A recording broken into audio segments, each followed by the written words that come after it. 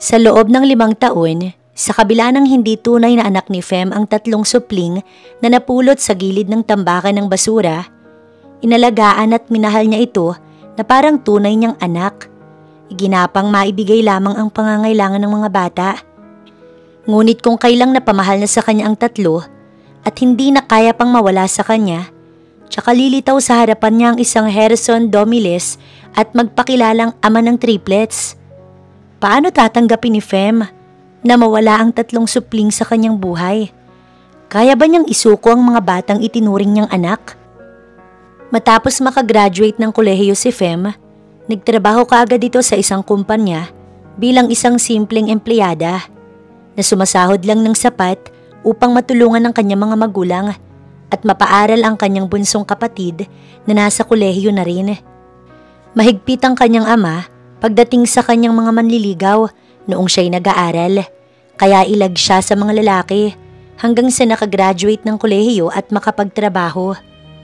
Isang family driver lamang ang kanyang ama ng pamilyang Artoza.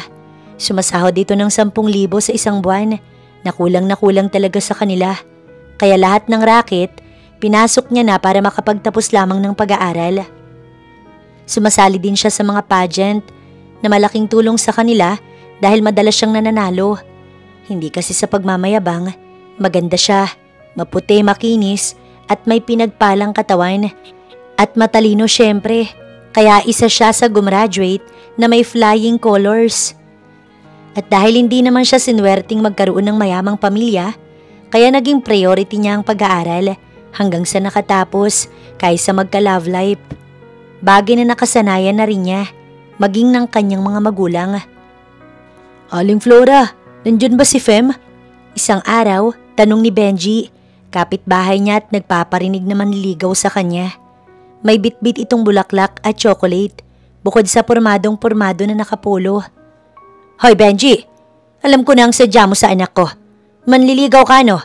Hindi mo ba napapansin na hindi ka bagay sa anak ko? Maganda, may pinag-aralan. Eh ikaw, nakatapos nga ng high school pero tricycle driver lang. Kaya maghanap ka na lang ng babagay sa'yo. Hindi pa man nakakapasok sa kanilang bahay si Benji, natalaka na ito ng kanyang ina. Mataas kasi talaga ang pangarap ng mga magulang sa kanilang magkapatid. Bukod sa nais makatapos ng kanilang pag-aaral at makapagtrabaho ng maayos, ay naroon din ang pangarap na makabingwit ng mayaman na makakaahon sa kanila sa kahirapan. Bagay na wala namang masama, kaso lang naging mapangmata na ang kanyang ina na wala na sa lugar. Napahiya si Benji at simula noon, hindi na ito bumalik pa sa kanila. Lahat ng bibisita sa kanya noon, pinapahiya ng kanyang ina kapag hindi nito gusto, lalo na kung katulad lamang nilang mahirap. Ang ibang ay sinasabing maganda nga silang magkapatid, masama naman ang ugali ng kanilang ina. Pero hindi na lamang sila kumikibo dahil totoo naman yun. Sabi nga, ay mother knows best. Dahil dito, nabawasan ang mga ka-close ni inay, kaya madalas nakakulong lamang ito sa loob ng bahay. Hanggang sa ngayong nag-iedad na siya ng 25, ay never pa siyang nagka-boyfriend, ni wala nga ata siyang balak. Ang madalas niyang kasama ay ang best friend niyang si Maxine, na ngayon ay girlfriend na ng dating nanliligaw sa kanyang si Benji, at masayang-masaya ang dalawa. Ganun man, hindi siya nakaramdam ng inggit na may karelasyon, lalo na kapag nag-aaway ang dalawa sa selos. Mas masaya pa rin maging single.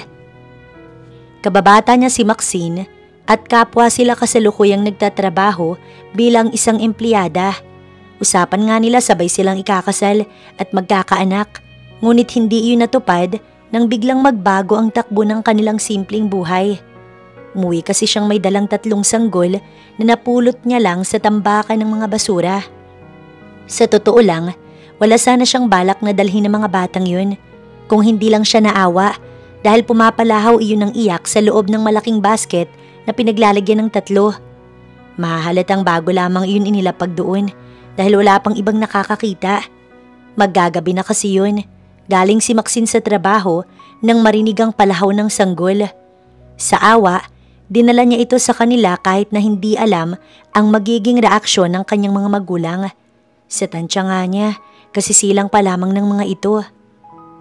Sus Mariosep naman, Fem, saan galing ang mga batang yan? Gulat na tanong ng kanyang ina na nakatunghay sa inilapag niyang basket sa harapan nito. Napulot ko lang, inay. Hindi ko sana dadalhin kaso nakakaawa. Maggagabi na umiiyak pa.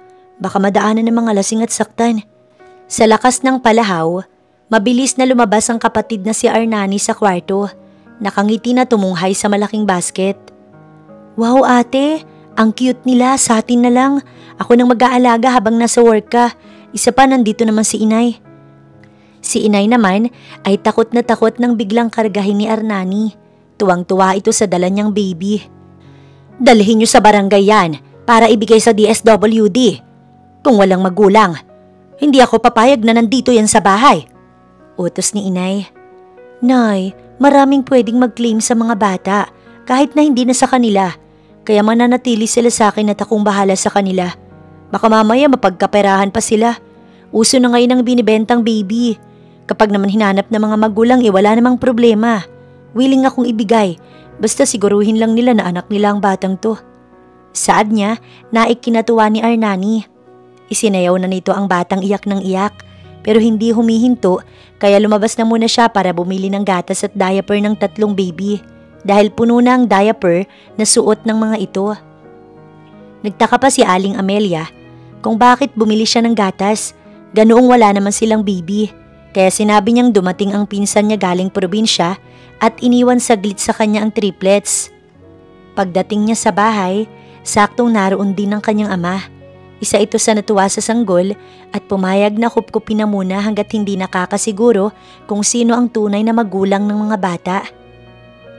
Basta, bukas na bukas ako maghahatid ng mga yan sa mga pulis para kasuhan ng mga magulang na nang iwan sa mga yan. Mag-aanak tapos hindi maaalagaan. Hindi na lamang niya pinansin ang sinabi ng kanyang ina, bagkos ay sinenyasan niya si Arnani na dalhin nila sa kwarto ang mga bata.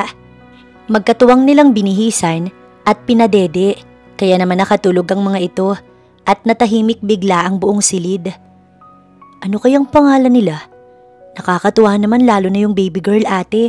Ang cute niya, mukha siyang angel. Mabuti na lang talaga wala akong pasok bukas. Masaya nitong sabi. Habang tinititigan ng mahimbing ng natutulog na sanggol, suot ang pinagliitan nilang damit ni Arnani, ay iniisip niya kung sinong magulang kaya ang nagtapon ng ganitong ka-cute na mga anak. Hindi man lang ba naawa ang mga ito sa bata? Kaya mo ba silang alagaan bukas, Arnani? Nag-aalala kasi ako baka dalhin nga ni inay sa presinto. Tanong niyang umupo sa tabi ng natutulog na sanggol. Hindi man kilala ang mga ito, tila ba may mainit na bagay ang humaplos sa kanyang puso. Naawa siya sa 3 sanggol. Naroon ang pagnanais na maalagaan ng mga ito, kaya hindi siya pabor sa kagustuhan ng kanyang ina. Oo naman ate, mukha naman silang mababait. Kaso lang dapat bukas, kumpleto na sila ng gamit. Kawawa naman kasi wala silang damit, sabi ni Arnani. Naisip niya na yun pagkagaling niya bukas sa trabaho. Dadaan siya ng supermarket upang mabilhan ng pangangailangan ng 3 sanggol. Simula ngayon, pinangangalanan kitang Cade. Kausap ni Fem sa isang baby boy kinabukasan habang pinaliliguan ito sa loob ng batya. Dito mismo sa kwarto nila ni Arnani. Himalang tahimik ito't hindi takot sa maligamgam na tubig. Si Arnani naman, inihanda ang susunod na paliliguan. Gusto ko ipangalan sa baby girl ate si Talia. Ang cute kasi. Nakangiting sabi nito na 6 laruan lamang na nakatuwaan. Ang isa naman na pagkasunduan nilang tawaging Cyrus. Simula nang dalhin niya ang 3 sanggol sa kanilang bahay, ay kinailangan niyang magpuyat para magtimpla ng gatas sa gabi na kung minsan si Arnani ang gumagawa. Salitan sila kung sinong unang makarinig ng iyak. Pagdating naman galing sa trabaho, excited din siyang umuwi para lamang makita ang 3. Maski ang kanyang ama, natutuwa din sa kanyang mga batang kinupkop. Tanging ang kanyang inangalang ang hindi natutuwa sa triplets, lalo't magastos nga raw sa gatas at diaper. At dahil tutol ang kanyang ina sa pag-aalaga sa sanggol, kahit wala naman itong ginagawang gaano sa bahay, kumuha siya ng yaya na mag-aalaga sa triplets habang siya'y nasa trabaho, si Aling Maring. Inay, Aling Maring, nasan kayo? Isang hapon pag-uwi niya, nagtatakang tahimik ang kabahayan na parang walang tao. Walang sagot, kaya pagkalapag ng dalang bag, hinanap niya sa lahat ng kwarto ang mga sanggol. Ngunit wala siyang makita. Wala pa noon si Arnani. Sabi nito'y gagabihin dahil may importanteng gagawin. Kaya hindi na muna siya nag-overtime para maalagaan ang kanyang mga anak. Alas 5 lang kasi ang usapan nila ni Aling Maring at binibigyan niya ito ng 150 kada araw. Mabuti nga at pumayag ito. Nang hindi makita ang 3 bata, lumabas na siya ng bahay upang doon magtanong. Baka sakaling may nakakita sa kanyang ina. Nag-aalala siya na baka dinala nga nito sa DSWD ang kanyang mga anak. Kahapon ay pinagtalunan nila ang tungkol dito dahil nga hindi na siya nakakapagbigay ng pera sa kanyang ina. Dahil nga, nauuwi sa triplets. Lahat ng kanyang mga kapitbahay ay pinagtanungan na niya pero hindi nga daw nakita ng mga ito ang 3 bata na dala ng kanyang ina. Nang mabigong makita ang 3, umuwi siya upang kunin ang kanyang cellphone. Tatawagan niya ang kanyang kapatid o hindi kaya ang kanyang ama. Sobra na kasing nag-aalala siya. Palabas na siyang muli nang may pumaradang sasakyan sa tapat ng kanilang gate at natuwa siyang makita ang kanyang ama na ipinagtaka niya dahil karga nito si Cyrus. Kasunod nito ang kanyang inang galit na galit at si Aling Maring, buhat si Talia at si Cade. Itay, anong nangyari? San kayo galing? Tanong na lumapit kay Aling Maring at kinuha ang isang bata dahil nahihirapan itong kargahin ng magkapatid. Hinintay muna nitong pumasok sila sa loob ng bahay bago ito sumagot. Yang ina mo, ipapaampun ba naman yung 3 bata sa mag-asawang Chino? Mabutit natunugan ko kaninang umaga. Nasundan ko kung saan sila pupunta. Saad na galit ng kanyang ama. Nakatango lang si Aling Maring. Mukhang may alam ito sa plano ng kanyang ina kanina. Ayaw lang magsalita habang siya ay gulat na gulat. Anong masama sa gagawin ko? Hindi natin kaano-ano ang mga batang yan. Una pa man, sinabi ko na sa inyong ayoko sa kanila. Pero anong ginawa ng magaling mong anak? Akala mo kung sinong mayaman? Aba, nag-hire pa ng yaya. Hindi na nga makapag-abot sa akin ng pera.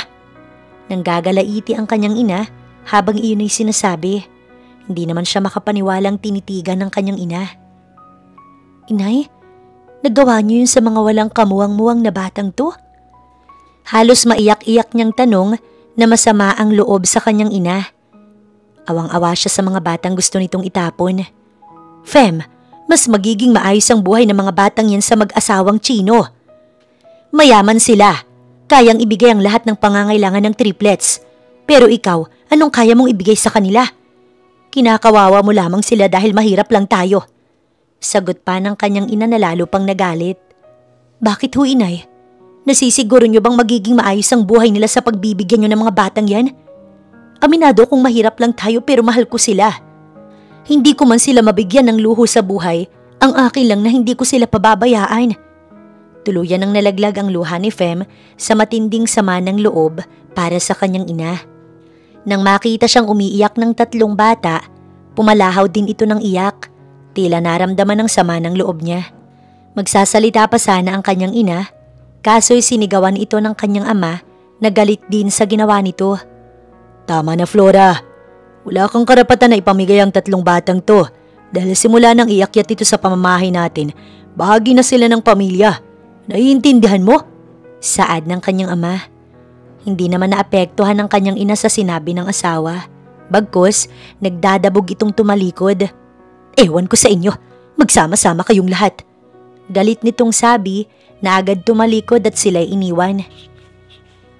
Habang pinagmamasdan ni Fem ang 3 batang natutulog, awang-awa siya sa mga ito na hindi mawari. Naroon yung takot sa kanyang isipan na baka maulit ang nangyari kanina.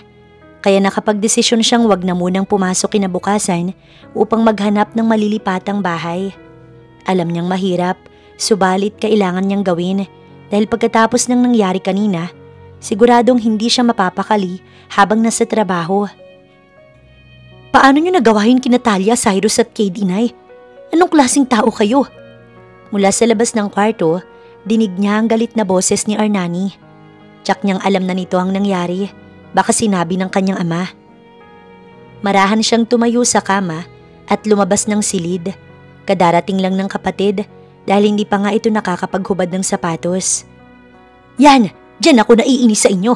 Kung bakit gusto kong mawala yung mga batang yan dahil tingin nyo, naging kontrabida na ako sa buhay na to simula nang dumating silang tatlo. Tingin ko ngay mas gusto nyong ako na lang ang mawala.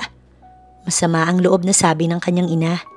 Tahimik ang kanyang amang nakaupo sa sofa na hindi kumibo sa panggagalaiti ng kanilang ina. Taliwas naman sa naging reaksyon ng kapatid niya. Ganun man, inawat niya na ito. Kahit ipinagtatanggol ni Arnani ang mga bata, hindi pa rin siya natutuwa na sinigawan nito ang kanyang ina. Kahit papaano, may respeto pa siya at yun ang ayaw niyang mawala. Pumasok ka na sa kwarto, Arnani, at may pag-uusapan tayo. Sabi niya sa kapatid upang maudlot ang sagutan ng dalawa. Inis man, sinunod siya ni Arnani. Kumalma lang ito pagpasok sa kwarto at nakitang mahimbing na natutulog ang triplets. Naaawang pinagmasdan ng tatlong puno ng emosyon ng mga mata na tumingin sa kanya. Lilipat ako ng bahay bukas. Nag-aalala kasi ako na baka gawin ulit ni Inay yung ginawa niya kanina sa triplets. Nagpaalam ka na ba kay Itay? Tsak na hindi papayag yun. Bakit ba kasi hindi matanggap ni Inay itong mga cute na baby? Nakakainis. Mamimiss ko sila kapag lumipat kayo. Malungkot nitong sabi. Alam kong ito ang makakabuti para sa kanila. Kawawa kapag napunta ang mga yan sa masasamang tao. Sasama ko ate, para naman kahit papaano may katuwang kang mag-aalaga. Huwag mong iwan dito sina Inay, mas lalong sasama ang loob nun. Dalawin mo na lang kami kapag may oras ka. Total, nandiyan naman si Aling Maring na magbabantay sa triplets. Napipilitan itong tumango. Ano pa bang magagawa ko di sige na lang. Basta ate, ipaalam mo kaagad sa akin kung saan kayo lilipat ha. Para madalaw ko ang triplets kapag namimiss ko sila. Malungkot itong tumingin sa tatlong natutulog na bata. Kinabukasan nga, hindi siya pumasok sa trabaho at naghanap ng malilipatan. Pero iniwan pa rin kay Aling Maring ang triplets. Naroon ang kanyang ina na hindi siya kinakausap. Nakapagpaalam na siya sa ama kaninang umaga at pumayag na ito. Nauunawaan nito ang kanyang pasya, lalo na ang rason niya ay ang kabutihan ng tatlong bata. Agad siyang nakahanap ng malilipatan at saka nag-impake dahil ang plano niya ay sa araw ding iyon gawin upang hindi masayang ang kanyang araw. Hindi man nagustuhan ng kanyang ina ang naging desisyon na labis nitong ikinagalit, hindi pa rin siya nito napigilan sa pag-alis niya. Maayos pa rin siyang nagpaalam. Ngayon ay panibagong buhay ang kanyang haharapin na tanging makakasama niya lang ay ang triplets na hindi man kadugo itinuring niyang tunay na mga anak. Mas lalong kailangan niyang kumahid sa ngayon dahil may tatlo siyang bubuhayin. Bukod pa doon, nangungupahan siya at nagbabayad ng yaya. Sobrang hirap para sa kanya ang ginagampan na nawala siyang halos pahinga. Kahit nag-overtime sa trabaho, minsan kinukulang pa rin hanggang sa nakakapangutang siya sa kanyang mga katrabaho, hindi kaya sa best friend niyang si Maxine. Sa totoo lang, hindi na siya nakapagbibigay sa kanyang ina para sa pangangailangan ng kanyang kapatid, na kung minsan inaabutan pa siya ng kanyang ama sa tuwing ito ay sasahod. Naku Itay, itabi niyo na lang yan. Ibigay niyo kay Inay. Alam kong nahihirapan na siyang mag-budget ngayon. Tanggi niya nang minsang dalawin siya nito sa bahay na inuupahan. Isang buwan na rin ang lumipas, simula nang umalis siya sa poder ng kanyang mga magulang. Anak, wag mo nang tanggihan. Para yan sa mga apo ko. Nakangiting sabi ng kanyang ama habang iniaabot sa palad niya ang pera. Natouch siya nang sabihin itong para sa mga apo, kaya napilitan siyang tanggapin yun. May pasalubong din ito para sa tatlong bata. Salamat Itay, kamusta na kayo? Si Inay galit pa rin ba? Kaya nga ako nandito para sana isama na kayo pabalik. Mukha naman kasing nagsisisi na ang inay mo. Namimiss ka rin siguro. Noong isang araw umiiyak habang nagdadrama. Si Arnani naman pumapasok sa gabi pagkagaling sa school, kaya bibihira na rin kaming makapag-usap. Pagkukwento nitong malungkot. Baka naman mapabayaan niya ang pag-aaral. Hinayaan ko na anak at parang ikaw din niyang si Arnani. Ginagawa ang gusto. Kung ako lang ang masusunod, gusto ko na magkakasama tayo. Ayoko namang lumayo ang loob ninyo sa inyong ina. Nakadama siya ng habag sa tinura ng ama. Hindi rin naman niya ginustong umalis, kung sana maganda ang ipinakita ng ina sa mga bata. Pero umaasa siyang darating ang araw na matatanggap din ng kanyang ina ang triplets. Lumipas pa ang maraming buwan at nakikita niyang unti-unting lumalaki ang kanyang mga anak kaya lumalaki na din ang kanyang gastusin. 2 taon na kasi ang triplets, mas malakas ng dumede. Hirap na rin si Aling Marites sa pag-aalaga dahil nga malalaki na.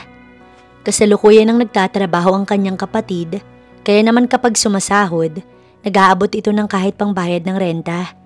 Minsan nga sa bahay ito umuwi at natutulog pagkagaling sa trabaho.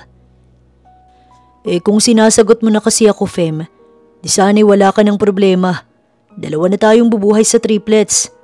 Nakatawang sabi ni Albert sa kanya isang gabi habang naglalakad sila palabas ng building na kanyang pinapasukan. Bago niyang katrabaho si Albert, na sa simula pa lang nagparamdam na ng pagkagusto sa kanya.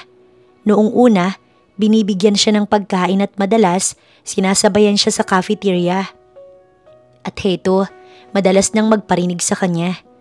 Naku Albert, tigilan mo nga ako dyan sa kalukuhan mo. Kung noong una nga single mother ako, hindi ko binalak mag-boyfriend.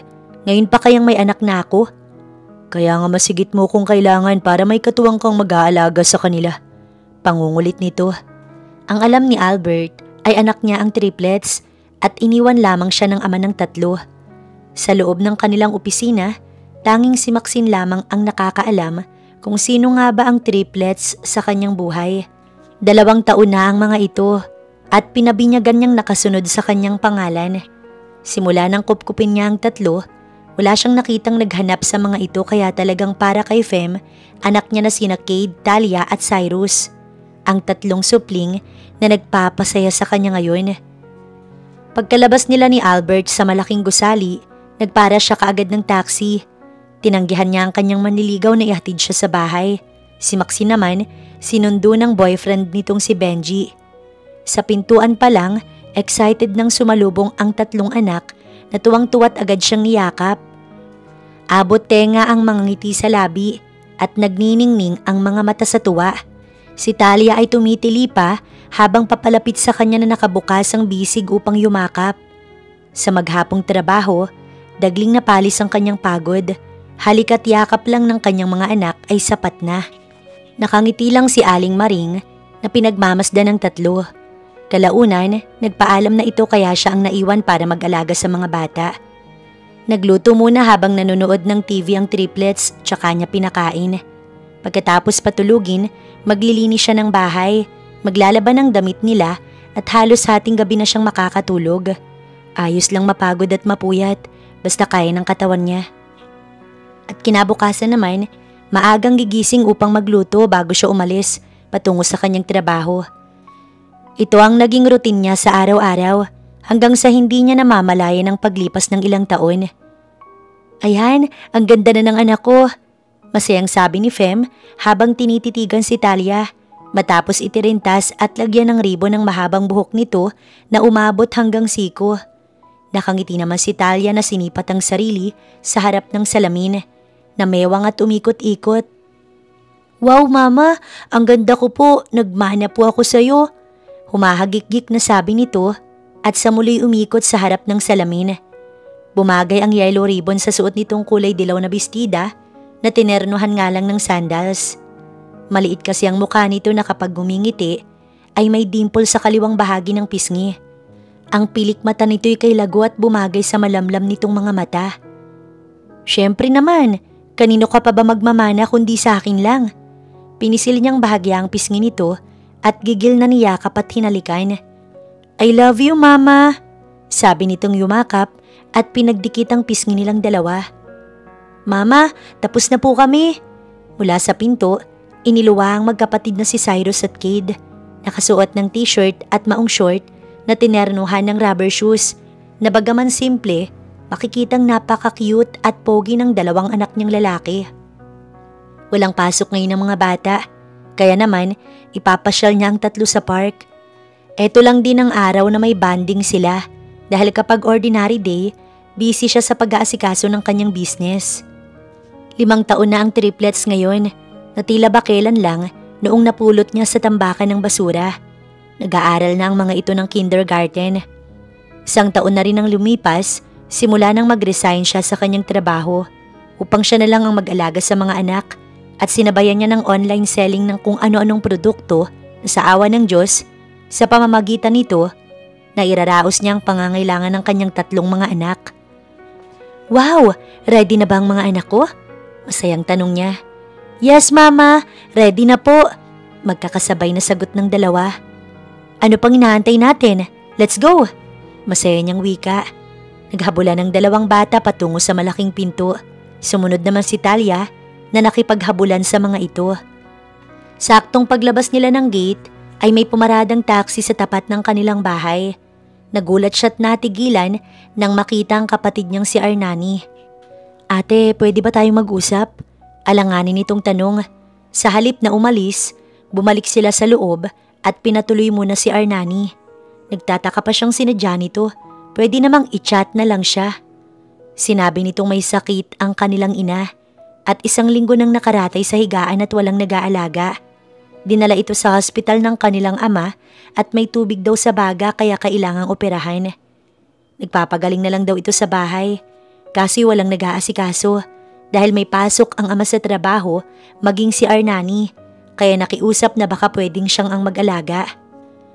Bakit naman hindi niyo sinabi sa akin agad na dinala pala sa hospital si inay?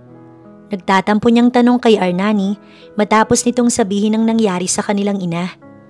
Ang totoo niyan ate, ayaw talaga niyang ipaalam sa'yo dahil tinalikuran mo daw kami. Isa pa mataas talaga ang pride ni inay. Napabuntong hininga na lang siya. Sa halip na ipasyal ang mga anak, umuwi sila sa bahay upang kamustahin ang kanyang ina. Pagdating, nakita niya ang inang nakahiga sa kama. Naiiyak siyang nilapitan itong awang-awa.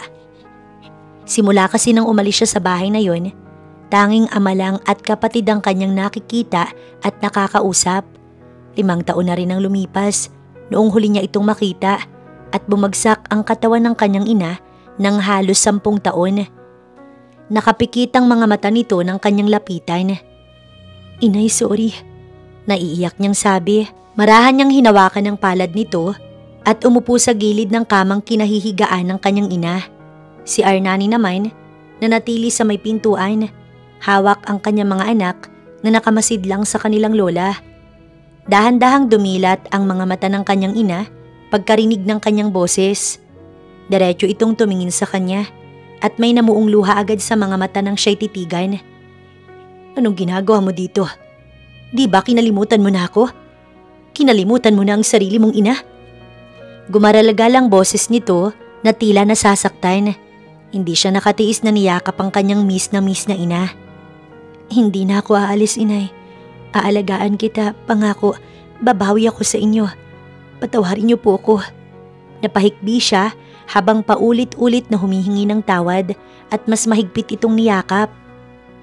Ang kanyang ina naman, umiyak din na hindi nagtagal, naramdaman niyang niyakap din siya nito. Alam ni Fem na nasa mga sandaling yun, napatawad na siya ng kanyang ina. Pagkatapos ng 5 taong comatose, nagising si Herson sa loob ng hospital sa araw na iyon nang marinig ang matinis na tawanan ng mga batang paslit sa kanyang tabi.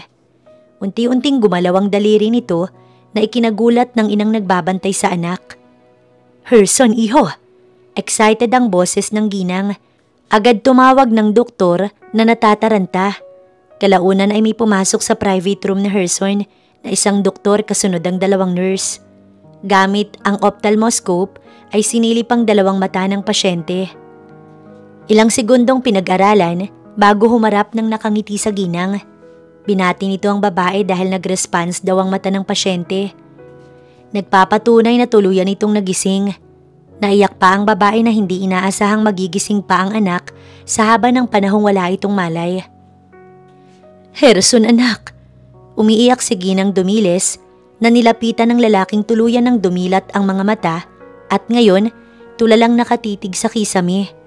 Nang hindi makontento, hinawakan ng babae ang kamay ni Herson upang maramdaman ng anak na nandito siya't hindi ito iniwan kailanman. Patuloy ang pagmonitor ng doktor kay Herson maging ang 2 nurse. Nakasisilaw ang liwanag na bumulaga kay Herson pagdilat ng kanyang mga mata. Naalala niya ang huling pagkakataon bago sila na aksidente ni Minerva kasama ang kanilang mga anak at ang hagik-gikan na naririnig niya kanina ay tila isang panaginip lang dahil wala namang bata sa loob ng kwartong yun. Nang maramdaman ng mainit na kamay na humawak sa kanya, at marinig ang boses ng kanyang ina, unti-unti siyang tumingin dito. Ramdam niyang matinding panghihina na parang walang lakas. "Ma'am?" Dinig na Herson ng paos at mahinang boses. "Anak!" Bigla ay napahagulgol ang kanyang ina. "Salamat at gising ka na. Maraming salamat." Nangihina siya at walang lakas ng magsalita sa mga sandaling yun, pero pilit niyang ibinuka ang kanyang bibig upang itanong kung nasaan ang kanyang asawa at ang kanyang mga anak. "Ma'am, nasaan si Minerva? Nasaan ang aming mga anak?" Mahina bagamat klaro niyang tanong, pero natigilan ito't hindi nagsalita man lang ng ilang segundo bago umiling-iling. "Anak, wala na ang asawa mo. Patay na siya. Hindi nakaligtas si Minerva sa aksidente. Pero ang mga bata nawawala. Isang babae ang pinag-iwanan sa kanila ni Minerva at hindi malaman kung nasaan ang babaeng yun." Umiiyak na saad ng kanyang ina. Parang libo-libong karayom ang biglang tumusok sa kanyang pakiramdam dahil sa balitang yun. Bukod sa nawawala ang kanyang mga anak, wala na rin ang kanyang asawa. Gusto niyang sumigaw sa matinding galit at magwala, subalit wala siyang lakas na gawin yun. Naikuyom niya ang kanyang kamao. Magbabayad sa kanyang kung sino mang gumawa nito sa kanilang mag-asawa. Kahit saang impyerno ito magtago, sisiguraduhin niyang mahanap niya ito. Hindi nagtagal, dumating ang kanyang ama na tinawagan agad ng kanyang ina pagkagising niya. Nagpasalamat ang mga ito sa doktor na hindi siya sinukuan. At iisa ang kanyang nais sa pagkakataong yun, ang hanapin ng mga anak niya. 2 araw pa ang lumipas, ay na-discharge na sa hospital si Herson. Nakiusap siya sa driver na idaan ang kotse sa puntod ng kanyang asawa. Nang makita ang pangalan nito, hindi niya maiwasang mapaluha sa hinagpis. Sobra siyang nasaktan sa maaga nitong pagkawala. "Love, hindi ako titigil hanggat hindi ko nakikita kung sinong gumawa sa atin ito. Magbabayad siya." Mapait na bulong ni Herson habang umaagos ang kanyang mga luha sa kanyang mata. "Herson, salamat at sa muli nagising ka na. Hindi ako makapaniwala nang sabihin ni tita na ngayon ka lalabas ng hospital. Salamat, dininig ng Diyos ang aming mga panalangin ni na tita at tito." Galak na sumalubong si Donna. Si Donna ang kanyang dating kasintahan at nagtataka siya kung bakit ito naroon sa mga sandaling yun. Ang alam niya nang maghiwalay sila, nagtungo ito sa ibang bansa. Nahuli niya itong nasa kandungan ng iba at dahilan ng babae ay lasing ito pero hindi niya na pinakinggan ng babae. Ibinaling niya sa iba ang pagtingin at nakilala niya si Minerva. Agad pinakasalan at nagkaanak sila ng triplets. Pero hindi naman niya akalaing mawawala ito ng ganoon kabilis. Nilingon niya ang ina at nagtatanong ang mga matang tumingin dito. "Anak, si Donna ang kapalitan ko sa hospital noong nakomatose ka. Siya din ang nakatagpo sa inyong mag-asawa matapos ang aksidente. Mabuti na lang at dumating siya kung hindi pati ikay nawala," sabi ng kanyang ina na emosyonal na naman. Lumapit sa kanya si Donna at hinawakan ng kanyang mga kamay. "Herson, nakikiramay ako sa nangyari sa inyo ni Minerva. Alam kong masakit subalit kailangan mong tanggapin yun." Malungkot na saad ni Donna, ngunit sa sulok ng kanyang isipan ay naroon ang kanyang pasasalamat na tagumpay ang kanyang planong mawala ang babae. Dahil siya lang naman ang may kagagawan kung bakit na disgrasya ang sinasakyan ng dalawa. Pero syempre, siya lang ang nakakaalam nun.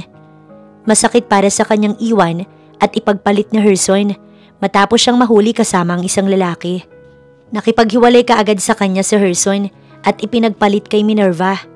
1 taon din siyang nagmukmuk bago pilit ipinaglaban ng dating nobyo. Nakiusap pa siya kay Minerva ngunit hindi siya nito pinakinggan kaya bagay lang sa kanyang mamatay. At ngayong wala na ito, alam niyang maibabalik na sa kanya si Herson. "Mom, Dad, gusto ko nang magtungo sa kwarto," saad ni Herson na hindi pinansin ang sinabi ng kanyang ina patungkol kay Donna dahil hindi siya interesado. "Herson, bumawi ka ng lakas dahil kailangan kita sa opisina." Tinapik siya ng kanyang ama sa kanyang balikat. Sinamahan lang sila nitong umuwi kaya babalik itong muli ng opisina. "Yes, Dad," tugon niya. Inutusan pa ng kanyang ina ang maid Naalalayan siyang magtungo sa kwarto, subalit sinabi niyang kaya niya nang mag-isa. Namimighati niyang marating ang kanilang silid mag-asawa nang bumungad sa kanyang larawan ng kanyang mag-iina. 5 taon na ang nakalilipas. Alam niyang malalaki na ngayon ang kanyang mga anak kung nasaan man ito ngayon. Nilapitan niya ang larawan ng kanyang mag-iina tsaka ayun hinaplos. Hahanapin niya ang kanyang mga anak. Yun ang una niyang misyon bago hanapin ang may kagagawan kung bakit nawala ang kanyang asawa at hindi siya titigil hanggat hindi ito nabibigyan ng hustisya. Pinaglaban niya ang sakit na nararamdaman sa mga sandaling yun. Hindi siya padadaig sa matinding pangungulila. Naligo siya, nagbihis at lumabas ng kanyang kwarto. Nadatnan niyang nag-uusap sa sala ang ina at si Donna. Nang makita siya, tumayo ang babae at sinalubong siya nito. "Anak, Herson?" Halos magkapanabay na tawag sa kanya ng ina at ni Donna. "Ma'am, may importante lang ako lalakarin." Tugon niya na hindi ito tinapunan ng tingin. "Herson, alam kong kailangan mo ng karamay ngayon. Nandito lang ako." Sabi ni Donna na nilapitan siya at takmasa na siyang hahawakan, subalit iniiwas niya ang kanyang kamay. "Gusto ko mapag-isa, Donna." "Kalimutan na natin ang nakaraan, Herson. Hindi ko sinasadya ang nangyari. Hanggang ngayon mahal pa rin kita. Ngayong wala na si Minerva, bumalik ka na sa akin." Nakikiusap ang boses ni Donna. Naiiling naman si Herson. Hindi niya kailangan ng kahit sino man sa mga sandaling yun, kundi ang kanyang mga anak lang. Wala na rin siyang balak na balikan pa ang babaeng to. Napapahiyang tumango na lamang si Donna nang tumalikod si Herson. Naaawa naman ang ginang sa dalaga, kaya sinundan nito ang anak. "Herson, ayokong pakitaan mo ng masama si Donna. Mabuti siyang babae. Naisip kong baka siya ang dahilan para makapag-move on ka na kay Minerva."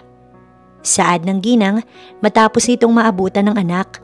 "Salamat, ma'am. Pero ang mga anak ko lang ang tanging makakawala ng lungkot ko ngayon sa pagkawala ng asawa ko at wala ng iba." Pagkuway tinalikuran nito ang ina tsaka tuluyang umalis. Sa araw na iyon, nakipagkita si Herson sa kanyang kaibigang si Logan. Ito ang naatasan niyang maghanap sa babaeng pinagkatiwalaan ng kanyang asawa sa kanyang mga anak. Ermen niya ang pangalan at natitiyak niyang ito ngayon ang may dala sa triplets.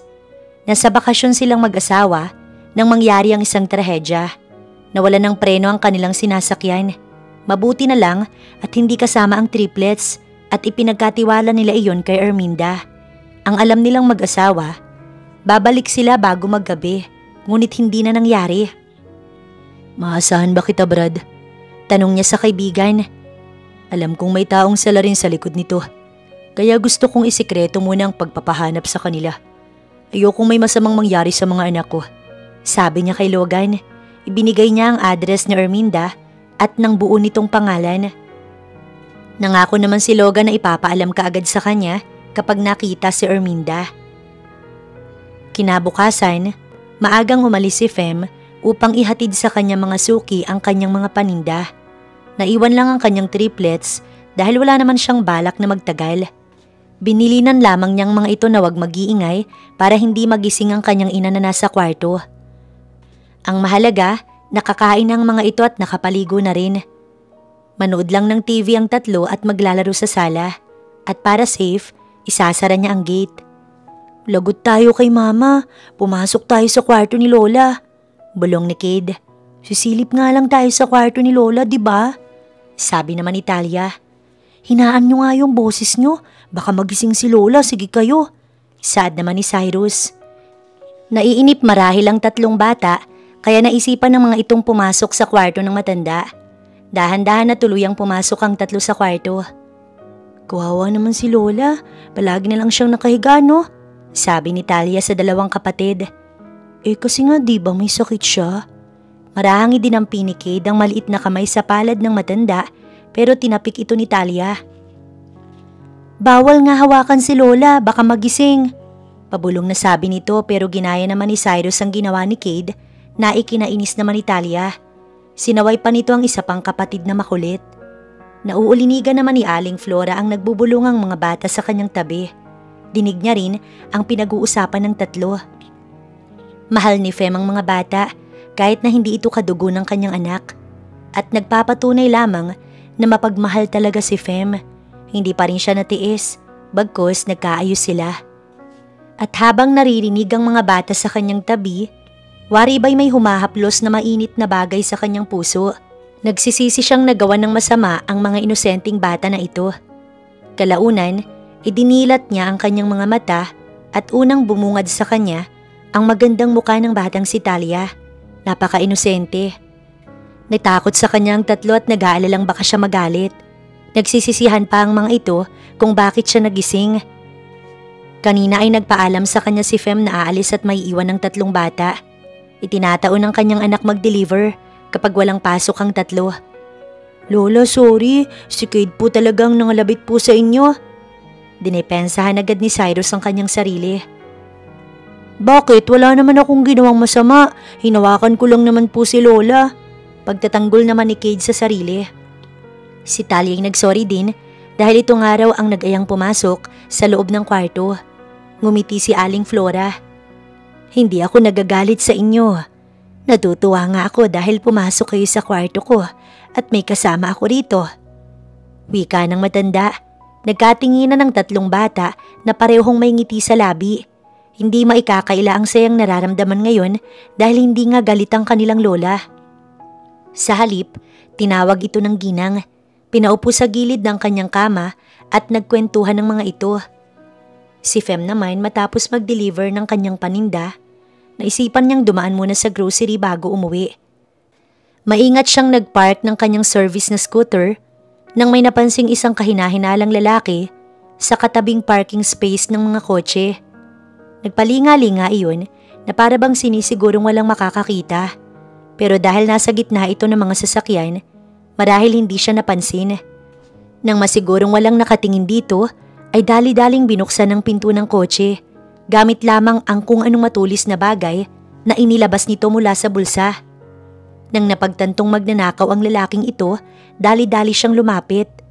"Hoy, magnanakaw!" sigaw ni Fem. Sa lakas ng boses niya, nagulantang ang lalaki. Saktong nabubuksan na sana nito ang sasakyan. Katunayan ay hawak ng magnanakaw ang laptop galing sa loob ng kotse. Sa gulat ng lalaki na pamura ito. Sakto namang may guard na nag-iikot sa parking space, kaya agad nahuli ang lalaking magnanakaw. Tumawag ng pulis at pinadampot. Patalikod na sana siya nang sumigaw ang lalaking kawatan. "Sir, kasabot ko ang babaeng yan. Hulihin niyo siya!" Sigaw nito at itinuro siya ng lalaki. Binalingan naman siya ng pulis at sinabing sumama. Sapilitan pa siyang isinakay sa patrol. "Sir, hindi ko kilala ang taong yan. Kaya nga ako sumigaw para itigil ang pagnanakaw na ginagawa niya." Katwiran ni Fem. Kahit papaano pinagtanggol siya ng security. Ngunit wala pa rin nagawa si Fem nang isakay sa patrol. Sa presinto'y nakaharap niya ang may-ari ng sasakyan. "Mr. Harrison Domiles, ang dalawang ito po ang nagtangkang pagnakawan ng kotse mo." Saad ng pulis sa lalaki. Tinapunan siya ng saglit na tingin ni Mr. Harrison at napatulala siyang saglit dahil sa kagapuhan ng lalaki. Oo, first time niyang nakakita ng ganito kagwapo sa tanang buhay niya. Napaka-perpekto ng mukha nito, na tila ba nililok ng magaling na pintor ang tangos ng ilong. Ang mga mata na tila nangungusap, bagaman malungkot. Bumabayo ang kaba ngayon sa kanyang dibdib dahil sa uri ng titig nito. Marahil ay nagandahan din sa kanyang lalaki. Aba, natural dahil maganda din naman siya. Single mother nga lang. At una siyang nagbaba ng tingin. "Sir, uulitin ko po, hindi ako magnanakaw." Inis niyang sinulyapan ng lalaking nakangisi sa kanyang harapan na siyang salarin sa lahat. Kung alam niya lang sana, hindi na siya nag-ingay kanina. Napasama pa tuloy. "Sir, sa akin kayo maniwala. Kasabwat ko talaga ang babaeng yan. Hati sana kami sa mananakaw ko. Ang kaso, dumating yung guard kaya nahuli ako." "Lookout po ang babaeng yan." Talagang idinidiin siya ng magnanakaw kaya naiinis siya rito. Panay naman ang pagmamakaawa ni Fem sa mga pulis na paniwalaan siya ng mga ito. Ang may-ari ng kotse, tahimik lang na nakikiramdam at nakikinig sa kanilang sagutan. "Kung talagang hindi ka kasama ng lalaking ito, anong ginagawa mo sa parking space? May sasakyan ka ba?" Tanong ng isang pulis sa kanya. "Papasok lang sana ako ng department store, sir. Saktong nagpark ako ng scooter ko nang matanaw ko yung taong yan na may kahinahinalang kilos. Naghintay ako sa gagawin niya. Kaya naman hindi ko magawang umalis doon. Hanggang sa natanaw kong binuksan niya yung pinto ng kotse kaya napasigaw na ako. Huwag kayong maniwala dyan. Binibilog lang ng babae niya ng ulo niyo mga sir. Putol ng kawatan sa kanyang sasabihin na ikinagigil niya ng sobra. Bukod sa naaabala siya nito, nag-aalala siya sa kanyang mga anak na naiwan lamang sa bahay. Pinagsalit-salitan silang tinignan ng dalawang pulis na nag-i-interview sa kanila bago binalingan ng tahimik na may-ari ng sasakyan. Mr. Domiles, ano pong plano ninyo sa dalawa? Tanong ng isang pulis rito. Muli siyang tiningnan ng lalaki pero dahil hindi niya kayang salubungin ang titig nito, nag-iwas siya ng tingin. Panakaw na lang niyang tiningnan ng lalaki nang mapansing ibinalik sa pulis nito ang paningin. Gusto kong makita ang CCTV footage sa parking lot. Saad ni Herson. Mas naniniwala siya sa babae kaysa sa lalaki. Pagkasabi nun, biglang namutla ang kawatan. Gabi na nang makauwi si Fem matapos ang investigasyon at sa tulong ng CCTV footage napatunayang wala siyang kasalanan. Kaya ngayon, solong nakakulong ang lalaking magnanakaw na gusto siyang idamay. Binalikan niya pa ang scooter na naiwan sa harapan ng department store. At bilang pagtanaw ng utang na loob, inihatid siya ng lalaking gwapo kung saan naiwan ang kanyang scooter. Salamat Mr. Domiles. Nahihiyang wika ni Fem sa lalaking nasa driver seat. Bukod sa gwapo'y napakabait pa. Masyado kang formal. I'm Herson. Anitong nginitian siya. Umari ko ang puso ni Fem sa ngiting yun. Ako naman si Fem. Hindi na rin siya nahiyang magpakilala. Minsan lang siyang magkaroon ng crush sa isang lalaki. Kaya masaya siyang makashake hands ito. At hindi naman siya nabigo nang iabot sa kanya ang palad ng lalaki. Pagkatapos, pigilang kilig na tuluyang bumaba ng kotse. Kumaway pa ito bago pinaharurot ang sasakyan. Nahuli pa niyang sariling sinusundan ito ng tingin. Naku Fem, maghunos dili ka. May 3 ka ng anak, bawal kang kumirengkeng. Saway ng isipan niya at tinungo ang nakaparadang scooter upang makauwi na. Pupuntahan sana kita sa presinto paglabas ko sa trabaho. Kaso naunahan mo akong i-text. Salamat naman at nakauwi kang safe. Sabi ng kanyang amang bumungad sa kanya pagdating niya ng bahay. Nag-message siya kanina sa nangyari kaya alam nito ang lahat. Bukod sa ama, sumalubong din ang triplets niya at nagsumbong kaagad sa ginawa ng kapatid nitong si Cade.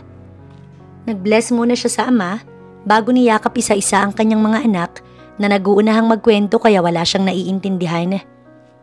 Naku itay, akala ko nga makukulong na ako. Mabuti na lang mabait yung may-ari ng sasakyan na hindi basta-basta naniwala dun sa kawatan. Yung mga pulis naman nagpapaniwala. Kung walang CCTV dun, tsak damay ako. Himutok niyang umupo at naghubad ng sapatos. Ay naku ate, minsan kasi bawasan ng pagiging mabait. Lahat kasi ng kabutihan sinalo mo na, pati kasalanan ng iba gusto mo ring akuin. Natatawang biro ni Arnani na sumabad sa usapan. Galing ito sa kusina at may bitbit pang sandok na halatang nagluluto. Hindi ako tatahimik pag alam kong mali yung ginagawa nila. Katwira naman niya. Kahit ikapahamak mo pa, gagawin mo pa rin ang tumulong? Isipin mo may 3 anak ka ha, yun na lang i-priority mo. Tignan mo si Manong Bintoy. Umawat lang pero siyang nasaksak. Ayun, patay.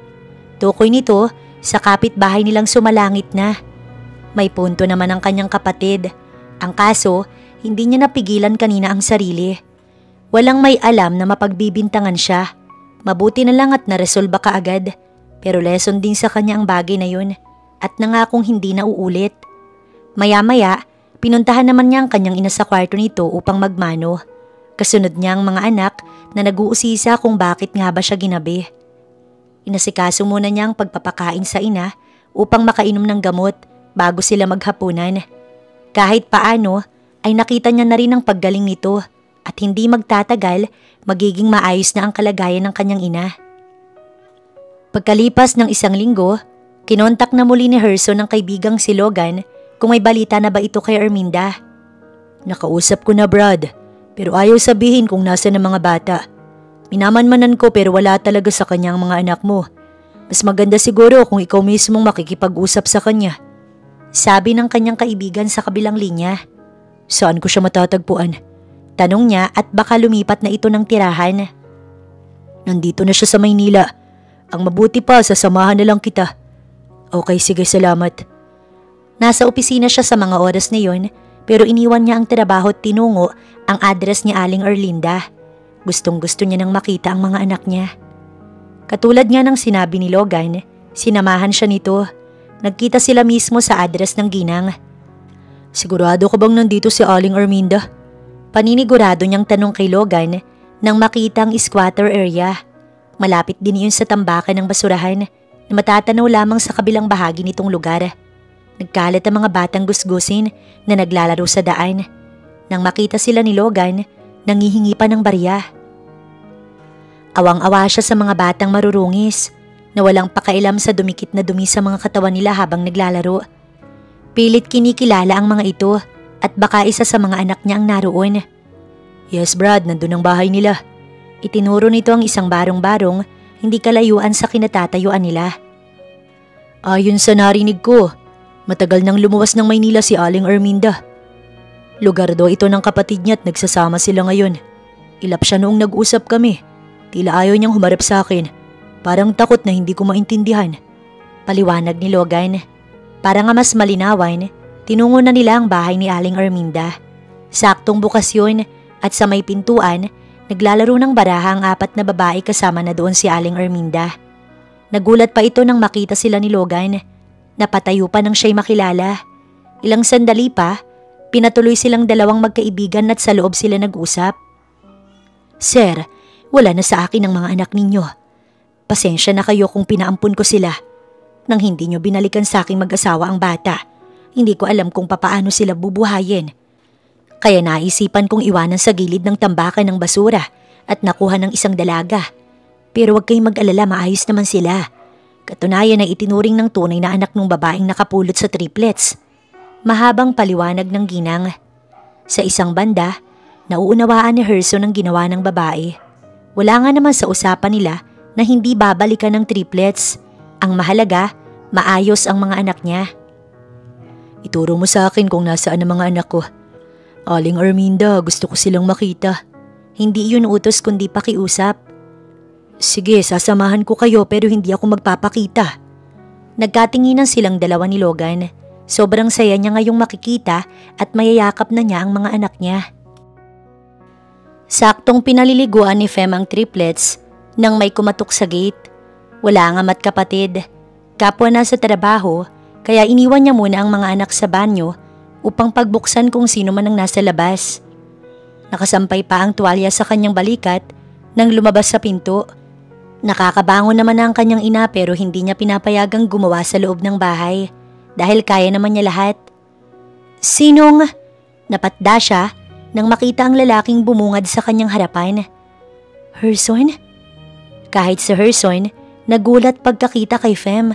Hindi niya inaasahang ito ang tinutukoy ni Aling Erminda na babaeng kumupkop sa kanyang mga anak. Hay, patay mali siya niyang bati sa dalaga. Nakakatuwa naman po na natuntun niyo itong bahay ko pero ano hong sadya niyo? Hindi maiwasang tanong ni Fem na nakangiti pa. May munting saya na muli niya itong nakita. Pwede bang tumuloy para sa loob natin pag-usapan? Tanong ni Herson. Si Logan naman, iniwan niya lang sa kotse. Alanganin man at nagtataka, pinatuloy pa rin ni Fem ang gwapong panauhin. Na-conscious tuloy siya sa aura niya ngayon dahil naka-short at puting sando lang siya. Nakita niya rin kung paano siya hinagod ng tingin ni Herson. Pinaupo kaagad ni Fem ang panauhin pagdating sa sala. Pasensya ka na ha, wrong timing yung dating mo. Naliligo ang mga anak ko. Okay lang ba kung maiwan kita dito sa sala? Alanganing tanong ni Fem kay Herson. Go ahead, maghihintay lang ako dito. Alam na Herson na ang tinutukoy nitong anak ay ang 3 bata na hinahanap niya. Excited na rin siyang makita at mayakap ang 3. Habang inaantay si Fem, iginala ni Herson ang kanyang paningin. Maayos ang bahay. Kahit may mga bata wala kang makikitang kalat. May malaking basket na nakalagay sa gilid kung saan nakatambak ang maraming laruan. Tila napalaki ni Fem nang maayos ang mga anak niya. Hello! Isang cute na batang babae ang kalaunan bumungad sa kanyang harapan na iniluwa ng pinto galing sa loob ng banyo. Ang mga ngiti nito nagpapaalala sa kanyang pumanaw na asawang si Minerva. Kaya hindi man niya tanungin, alam niyang isa ito sa mga anak niya. Hay, anong pangalan mo? Galak at naiiyak niyang tanong. Nilapitan niya ito at paluhod na umupo sa tapat ng bata para magpantay ang mukha nila. Ako po si Talia, ang dalawa ko namang kapatid ay si Cyrus at Cade. Walang pag-aalinlangang niyakap ni Herson ang kanyang anak. Talia anak, ako ang daddy mo. Nandito ko para sa inyo ng mga kapatid mo. Po! Gulat na reaksyon ni Talia. Kumawala ito sa pagkakayakap ng ama at sinipat ang muka na may ngiti sa labi. Ikaw po ang papa namin? Hindi makapaniwalang tanong nito. Oo anak, ako nga. Emosyonal at maluhaluhang sagot ni Herson. Mabilis siyang iniwan nito na nagtatatakbo sa loob ng kwarto. Dinig niyang tinawag ang dalawang kapatid. Cade, Cyrus, andito ang papa natin, dali, may papa na tayo. Excited ang boses ni Talia. Saktong binibihisan pa lamang ni Fem ang dalawang batang lalaki nang mapatigil bago marahang humarap sa excited na si Talia. Alam niyang si Herson ang tinutukoy nito. Hindi siya kumibo, baka lang napagkamalan ng bata na ama nito ang kanyang panauhin. Sa tuwa naman ni Cade at Cyrus, ay agad lumabas ang dalawa matapos niyang bihisan. Niligpit naman muna niya ang mga kalat sa kwarto bago lumabas. Natigilan siya dahil yakap ni Herson ang mga anak niya. May kung anong kirot sa puso niya habang naririnig ang paliwanag nito kung bakit ngayon lang dumating ang lalaki. Parang karayom na tumusok sa puso niya ang katotohanang totoo pa lang si Herson ang ama ng tatlo. Heto sila noong baby. Wika ni Herson, sabay lapag ng larawan ng tatlo noong sanggol pa lamang ang mga ito. Matapos ang madramang tagpo kanina sa mga anak, siya naman ngayon ang kausap ni Herson. Naipaliwanag na sa kanya nito kung bakit nawala ang lalaki ng halos 5 taon, na aksidente ang mag-asawa, nasawi ang ina ng triplets at si Herson naman ay nakoma. Nang magkamalay ito, agad hinanap ang mga anak. Binalikan ng ginang na napag-iwanan sa bata na siya palang nag-iwan sa tambakan ng basura dahil wala itong maipakain.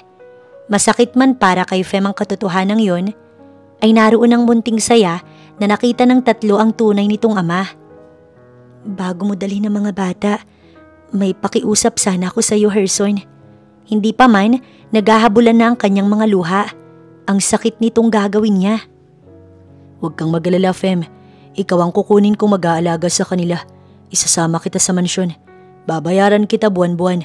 Bukod pa rito, bibigyan kita ng malaking halaga dahil sa pag-aaruga mo sa mga anak ko.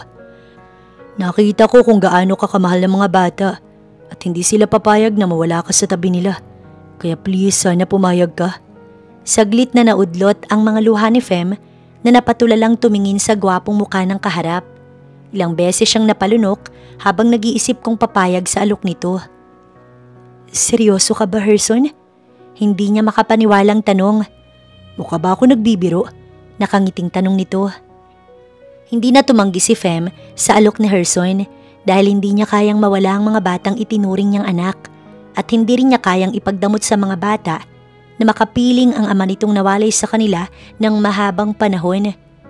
Hinintay naman ni Herson na dumating ang kanyang ama dahil gusto nitong personal siyang ipagpaalam. At katulad niya, nanlumo din ang kanyang ama. Kung gaano kasi niya minahal ang tatlong bata, ganoon din ito. Nag-overreact pa nga si Arnani na hindi matanggap na dadalhin ang triplets ni Herson. Pero wala silang magagawa dahil naroon ang ebidensya na anak nga ni Herson ng triplets. Huwag niyong kalilimutan si tita ha, dadalawin ko kayo doon. Mahal na mahal ko kayo. Naiiyak pa ito nang yakapin isa-isa ang excited na triplets dahil nga makakasama na ang ama. Tita, pwede ka bang sumama? Tanong ni Talia. Syempre hindi. Walang kasama si Lola at Lolo dito. Kaya si Mama at Papa nyo na lang ang makakasama ninyo. Pero dadalaw kaming lahat. Mamimiss namin kayong tatlo. Isa-isa nitong hinalikan ng mga bata.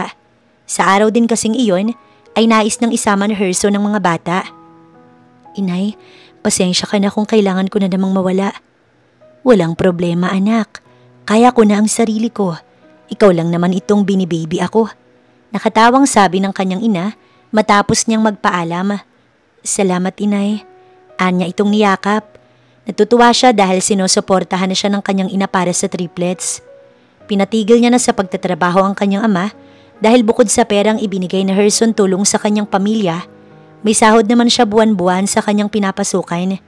Sa totoo lang, wala naman talagang kapalitang pag-aaruga niya sa triplets, pero mapilit si Herson, bagay na alam niyang makakatulong din naman sa kanyang pamilya. Wow! Ito ang bahay natin, Papa. Galak si Cade nang pumasok sila sa loob ng malawak at marangyang bahay. Ang mga mata ng tatlong bata nagniningning sa galak. Nasanay kasi ito sa maliit na espasyo ng kanilang bahay na nakamulatan, kaya bago sa paningin ng mga ito ang lugar. Hindi niya rin nakalain na napakayaman pala ng mga batang kinupkup niya. Mga anak, simula ngayon, dito na tayo titira kasama ang lolo at lola ninyo. Masayang sabi ni Herson sa triplets. Gusto po namin dito, Papa. Wika naman ni Talia na malawak ang ngiti sa labi. Herson, sino ang mga batang yan? Hindi nagtagal, isang ginang ang lumapit sa kanila na kay lapad ng ngiti pagkakita sa tatlong bata. Ma'am, nakita ko na po ang mga anak ko. Sila ang nawawala kong triplets. Sabi ni Herson sa ginang na sa tansya ni Fem, kaidaran lang ng kanyang ina. Ngunit dahil sa mayaman, hindi mahahalata sa balat, makinis at maputi din. Oh, Diyos ko, mga apo ko. Tutop ang bibig na bulalas ng ginang na agad lumapit sa tatlong bata at niyakap. Umiiyak ito sa sobrang saya nang makita ang mga apo. Ang mga bata naman, masaya ding nakita ang kanilang tunay na lola. Lola, siya po ang mama namin. Pagkatapos ng yakapan ng mga ito, ipinakilala siya ni Talia sa ginang. Binalingan din siya nito at labis na nagpasalamat sa kanyang pag-aaruga sa mga bata mula noong sanggol pa lang ang mga ito. Excited din itong tinawagan ng asawa na ngayon ay nasa opisina. Sila naman ni Herson ay dinala sa sariling kwarto ang tatlong bata. Tuwang-tuwa ang mga ito na nagtatatalon pa sa ibabaw ng malapad na kama. Dito kami matutulog, Papa? Sure po kayo?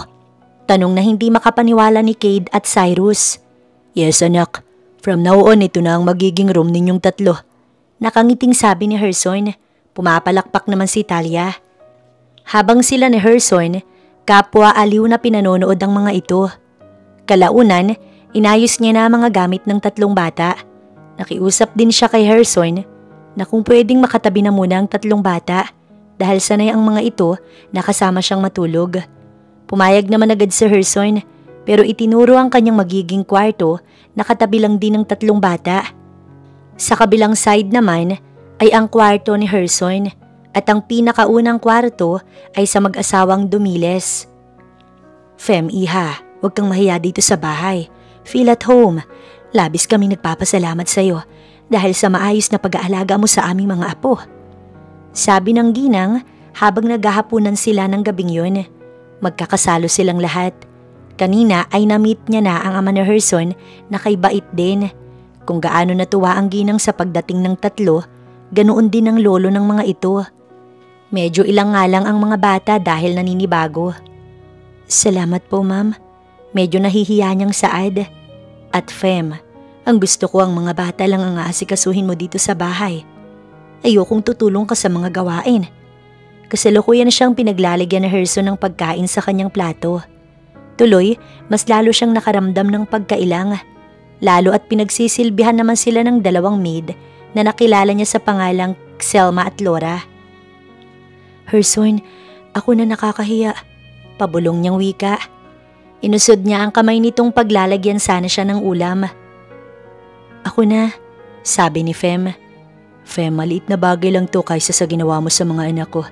Tugon naman na Herson na nakangiti sa kanya. Mga ngiting nagbibigay ng kiliti sa kanya. Matagal silang nakamasid sa isa't isa, kundi pa niya narinig ang hagik-gik ng tatlong bata. Nagpalitan lamang ng ngiti ang mag-asawang Dumiles na nakatingin sa kanilang dalawa. Hi! Nasa kalagitnaan sila ng pagkain nang may boses na biglang umagaw sa kanilang atensyon. Sabay pa silang napalingon ng mga bata at ang mag-asawang Dumiles. Nagulat ang babae pagkakita sa kanila. Agad lumipat sa triplets ang mga mata nito matapos siyang tignan na parang nagtatanong ang reaksyon sa mga mata. Iha, Donna, ito na nga pala ang triplets. natagpuan na ni Herson. Masayang pagbabalita ng ginang sa bagong dating na ikinangiti nito. Agad kumapit sa tatlo na binati, ngunit tulala lamang ang mga bata.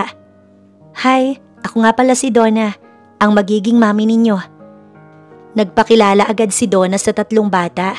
Nagkatinginan pa ang triplets at siya naman, tila may kung anong bagay ang bumara sa kanyang lalamunan, kaya halos hindi niya malunok ang isinubong pagkain. Magiging mami? Kung ganoon may kasintahan na si Herson? Bigla ay nawalan siya ng gana. Hindi naman siya nasasaktan siyang may iba na ito. Bagkus ay nasasaktan siyang may kaagaw ng atensyon ang mga bata. Papa, ayaw namin sa kanya. May mama na po kami. Prangka na sabi ni Talia sa ama nito ng pabulong lang. Hindi pinansin ng tatlong bata ang babae, kaya kusa itong umupo sa tabi ng ginang. I'm glad na nakita mo na sila, Herson. Siguro mas mapapadalas ang punta ko dito. Mga bata, bukas mamasyal tayo. Excited na sabi ni Donna. Umiling si Cade na tumingin sa gawin ni Herson. Ganoon din ang ginawa ni Cyrus. Iha, hindi mo pwedeng biglain ang mga bata. Sanay sila kay Pem. Sabi ng ginang, kaya pairap siyang tinignan ng babaeng makapalang lipstick. Sa bagay, hindi naman ako nagmamadaling matanggap ng mga bata. Alam ko rin namang darating ang araw na yon. Masayang sabi ni Donna. Gustong magsalita ni Herson, pero pinigilan nito ang sarili. Bagkus, tatapatin niya ang babae. Matapos kumain, tumulong sa pagliligpit si Fem at dinig niya kay Laura at Selma na dating kasintahan ni Herson si Donna, na umaasang babalikan ng lalaki pagkatapos mawala ang asawa nitong si Minerva. Kaya naman nawala ang pag-aalala niyang naramdaman kanina sa pag-aakalang boyfriend nito sa Herson. Salamat naman at hindi. Paakyat na sana si Fem galing kusina nang matanaw si Herson at Donna na nag-uusap sa labas. Seryosong nakapamulsa ang lalaki at nakaharap sa babaeng halatang iritable. Kung pwede, Donna, huwag ka nang babalik pa dito.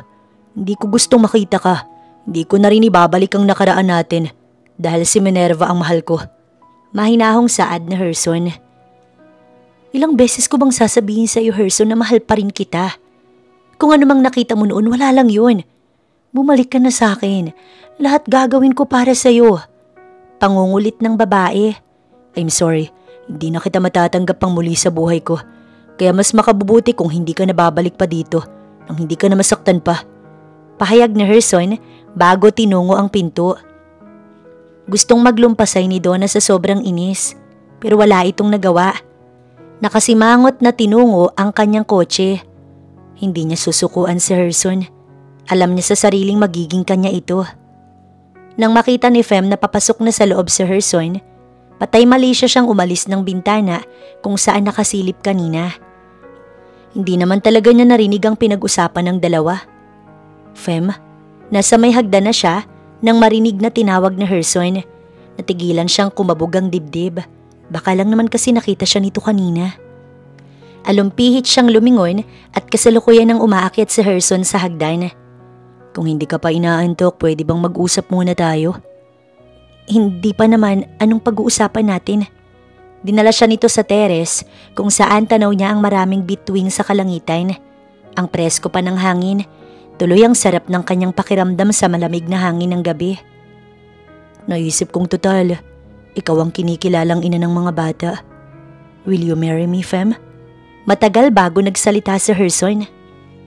Mukhang tinantya muna nito ang sinabi na may pakiusap sa tono.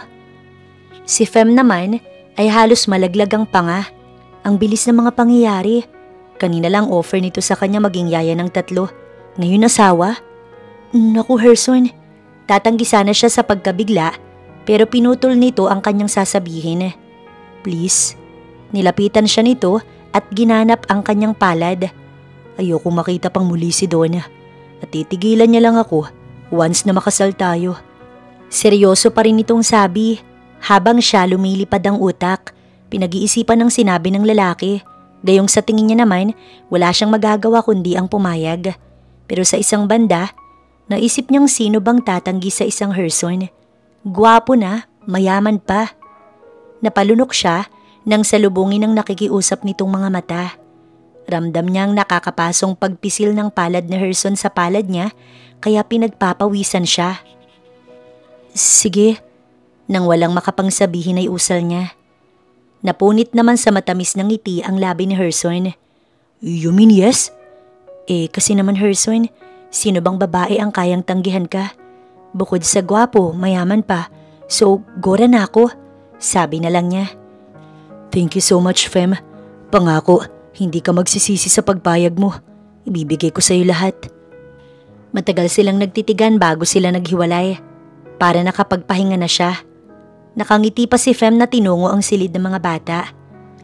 Para siyang buang na napasandal sa pinto habang inaamoy ang palad na kanina lang ay hawak na Herson. Animong naiwan doon ang mabangong amoy nito. Paano pa kaya kung yakap na siya ng lalaki? Hindi makapaniwala si Fem na magiging asawa niya si Herson. Mama, bakit po kayo nakangiting mag-isa?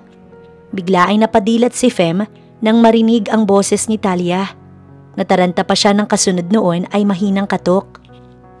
Hindi pa niya nasasagot si Talia, binuksan na ang pinto. Papa! Masayang sigaw ni Talia at nagpakarga agad. Bumaba naman sa kama ang dalawang bata na sinalubong si Herson.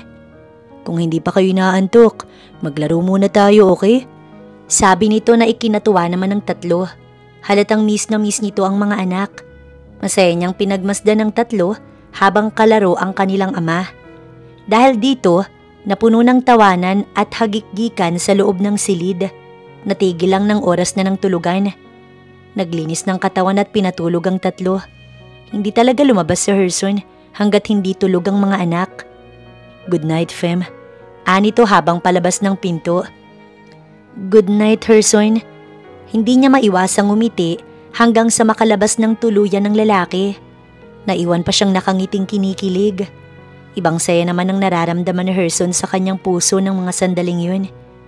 Sana kung nasaan man ngayon si Minerva, maunawaan siya nito sa kanyang desisyon na magpakasal muli para sa mga bata. Si Donna naman, pagdating sa kanilang bahay, alak kaagad ang hinanap. Hindi niya matanggap sa kanyang sarili ang narinig mula kay Herson kanina. Nagsalin siya sa kupitan ng wine at nilagok yun. Pero sa sobrang inis, ibinalibag ang kupita pagkatapos. Lasog-lasog iyon ng marahas na bumagsak sa semento. Hindi niya matanggap na pagkatapos ng ginawa niyang pagkitil sa buhay ni Minerva, ay hindi pa rin niya maangkin ang lalaking mahal. Anong gagawin niya? Hindi siya papayag na basta nalang itapon ni Herson ang ilang taon nilang relasyon. Ma'am, okay lang po ba kayo? Tanong ng maid na lumapit sa kanya. Narinig nito marahil ang pagbato niya ng kupita. Linisin mo yan! Sigaw ni Donna at tinalikuran ng katulong. Tumuloy sa kwarto ang dalaga. At ngayon may bago na naman itong plano. Pipikutin niya si Herson. Kinabukasan, maagang lumabas ng opisina upang makipagkita kay Logan si Herson. Ito kasi ang nag-aasikaso sa pag-iimbestiga sa nangyari sa kanila noon ni Minerva.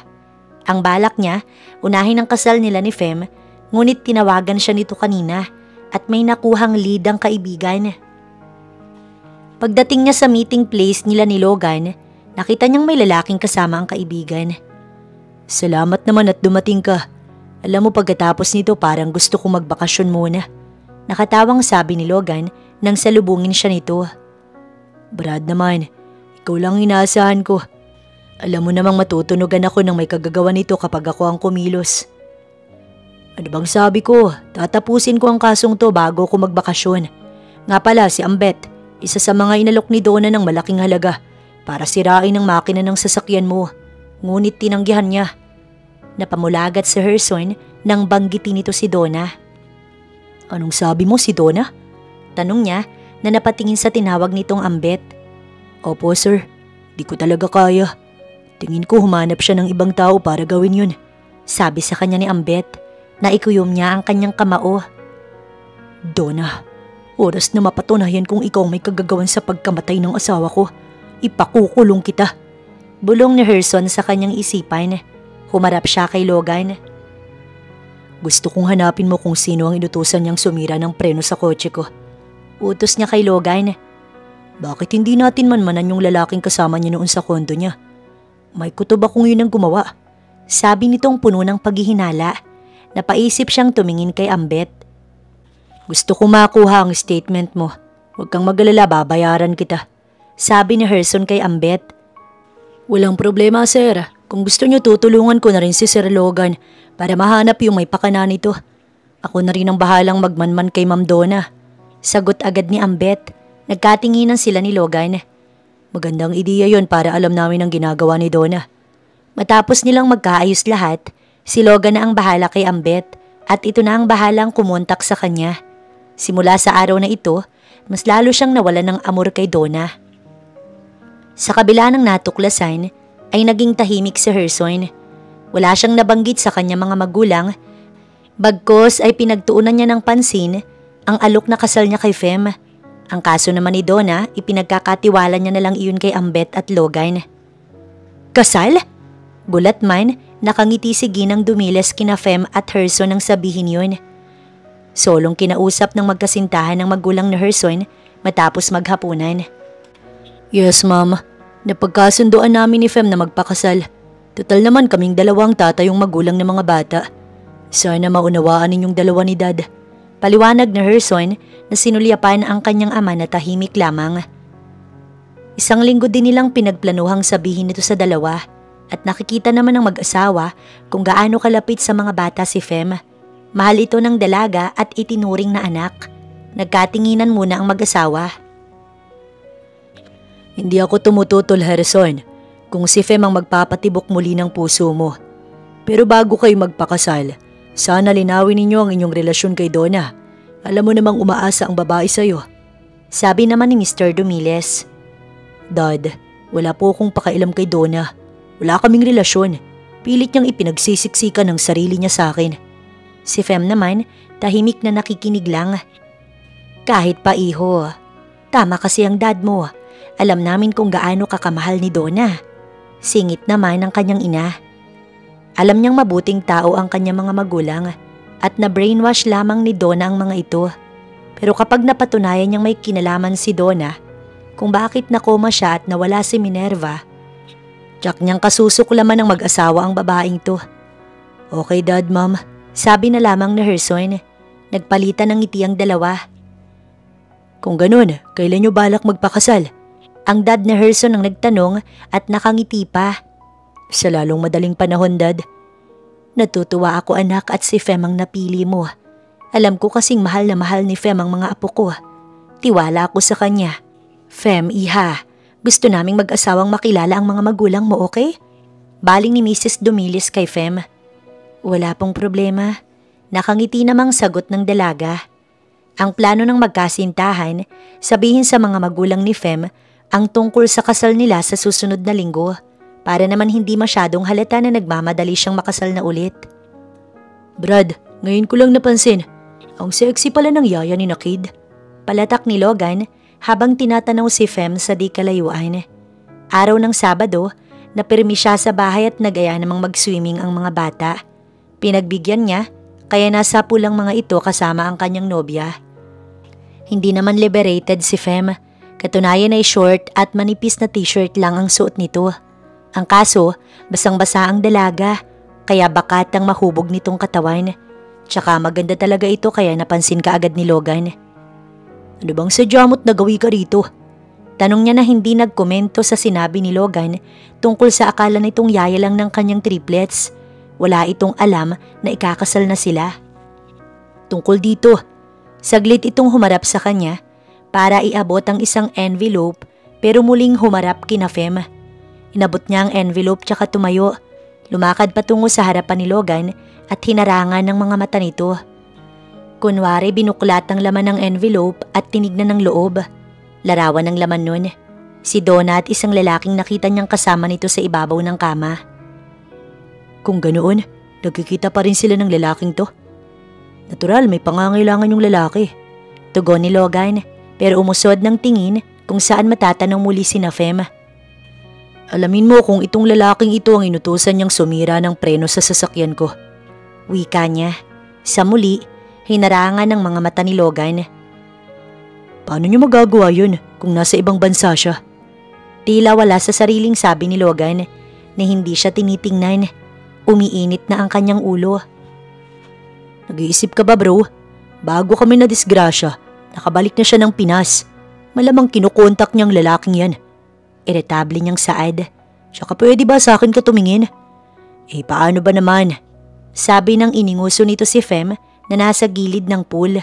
Umahon na pala ito kaya naman nakabalandra kay Logan ang makinis at maputi nitong hita. Pikas siyang tumalikod at lumapit sa mga bata. Binalot niya ng tuwalya ang katawan ng kasintahan na ipinagtaka naman ni Fem.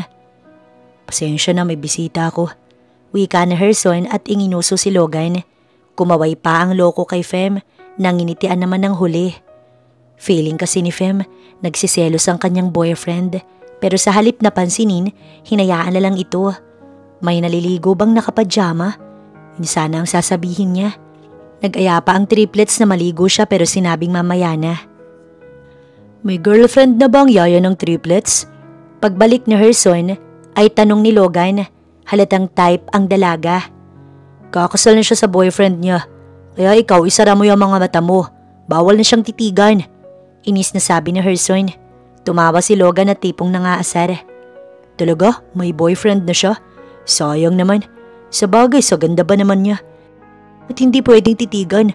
As if malalaman naman ng boyfriend niya. Nakatawa pa ring sabi ni Logan. Kanina pa alam ng boyfriend niya na may nakatingin sa kanyang palaboy. Asik na Herson. Nagpalinga-linga si Logan bago siya tiningnan at humagalpak ng tawa. Lakas ng amats mo bro. Tayo lang naman nandito, ibig sabihin ikaw yun. Oo ako nga, kaya ayusin mo kundi tatamaan ka sa akin. Seryoso pa rin si Herson, maliban kay Logan na mas lalong inasar siya. Sabi pa nito kaya naman pala niya hinarangan si Fem dahil nagdadamot siya. At kailan pa siya naging siloso? Di niya naman yun naramdaman noon kay Minerva. Pwede ba magseryoso ka? Hindi kita bibigyan ng bakasyon pag di natin napatunayang may kinalaman dito si Donna. At gusto ko bago kami ikasal ni Fem, nakakulong na ang babaeng yan. Saad niya kay Logan. Oo naman, ikaw pa. Malakas ka sa akin eh. Bigyan mo ko ng 1 buwan, panigurado. Nasa kulungan na ang ex mo. Pero congrats ha, ganda ng cheeks mo. Akalain mo yun, nakabingwit ka pa ng fresh. Dinaig mo pa akong walang anak. Sumipol pa ito at tumayo na.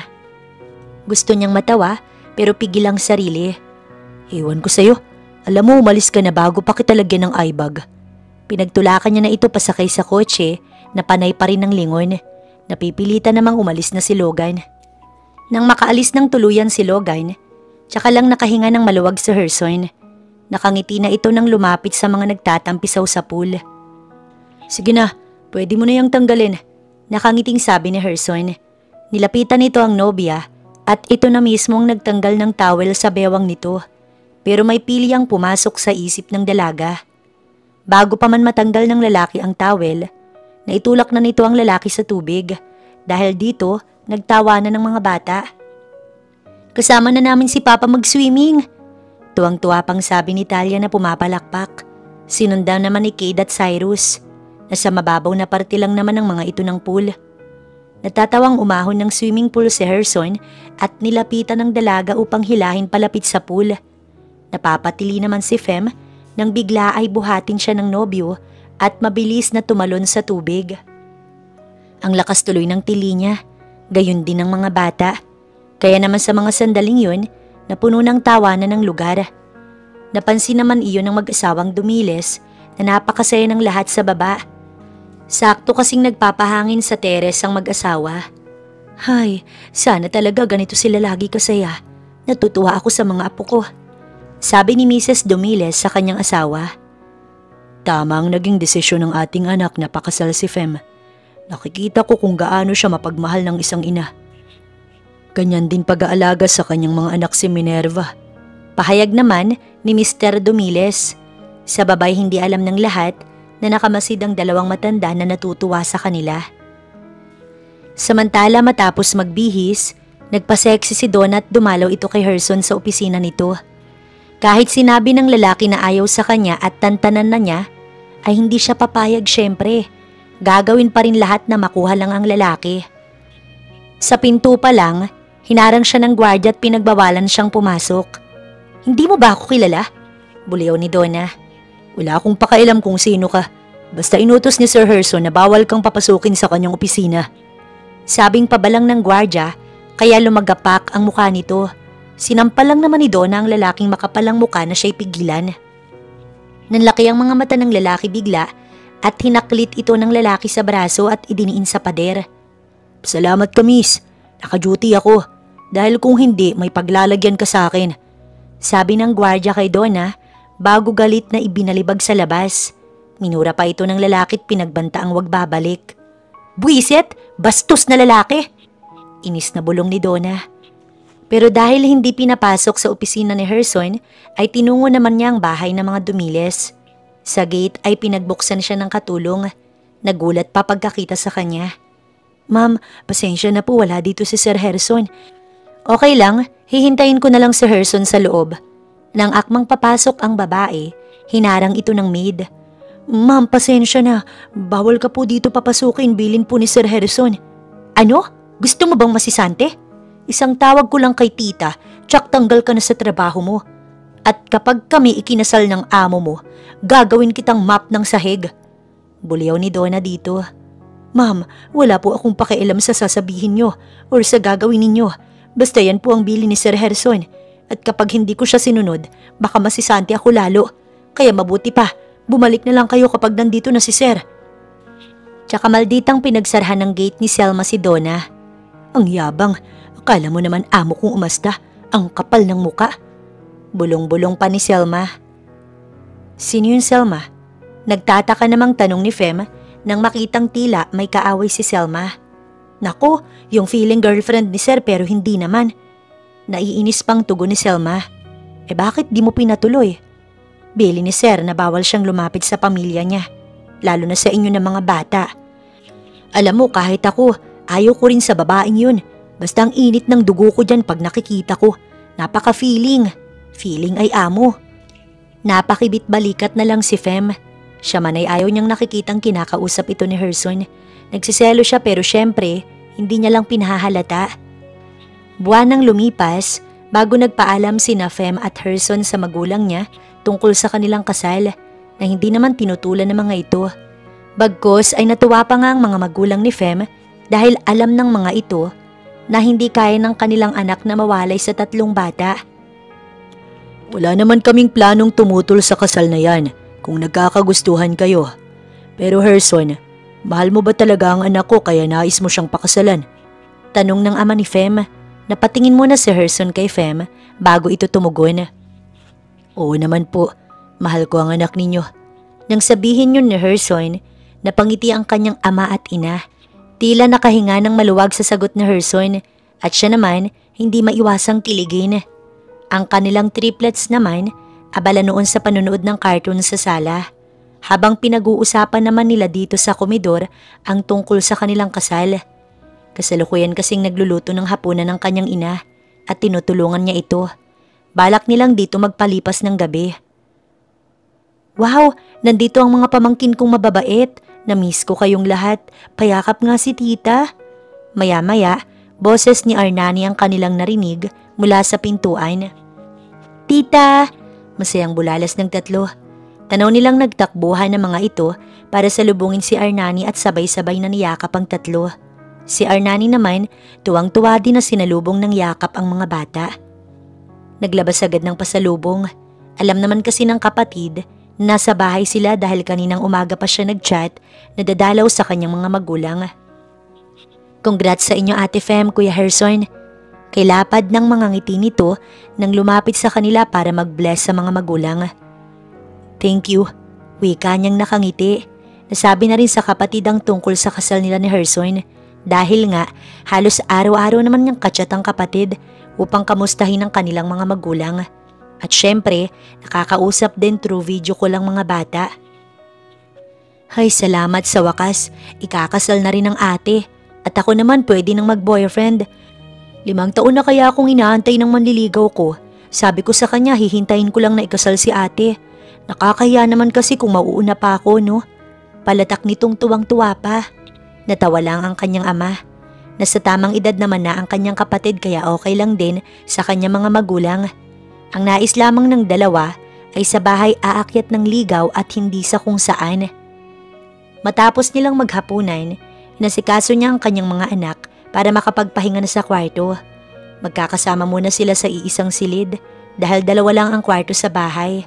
Si Arnani naman pansamantala sa kwarto ng mga magulang. Sa lapag ako hihiga. Tumabi ka na sa mga bata. Habang naglalagay ng sapin sa lapag ay sabi ni Herson, tulog na noon ang kanilang mga anak. Pasensya ka na ha, okay lang ba sa'yo na walang foam? Baka mamaya sumakit ang likod mo. Nag-aalala niyang saad sa lalaki. Ngayon lang naman to, don't worry. Palalakihin natin ang bahay na to para next time. Pwede na akong tumabi sa inyo. Pero kung gusto mo naman, tabihan mo ko dito para masakit ang likod natin pareho. Nakatawang biro ni Herson. Hindi kasi talaga sila kasya sa iisang kama.